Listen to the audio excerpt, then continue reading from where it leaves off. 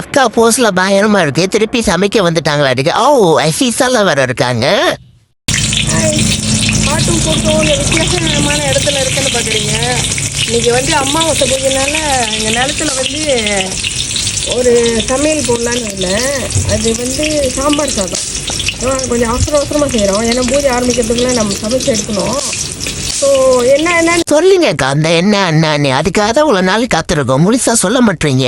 அது இதுதான் வருது. வந்து 5-6 ஐட்டம் போட்டு நான் வறுத்து எடுத்துருக்கேன். அப்போ என்னன்னு நான் வந்து அப்புறம் லிங்க்ல போடுறேன். நீங்கள் பாருங்கள் என்னென்ன போட்டு அவிச்சிருக்கேன் வறுத்துருக்கேன்னு.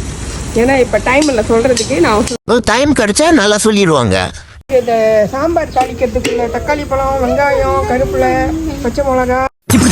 இப்படித்தான் எதுவுமே தெரியாத அப்பா மாதிரி மூஞ்ச வச்சுக்கிட்டு எல்லா காரியத்தையும் பண்ணிட்டு இருக்க நீ. You are doing like Amma's YouTube channel? இவங்க யாருன்னா என்னோட assistant. Shakti, say hi to the camera. இவரு என்னோட அசிஸ்டன்ட். இவங்க என்னோட பிள்ளைங்க.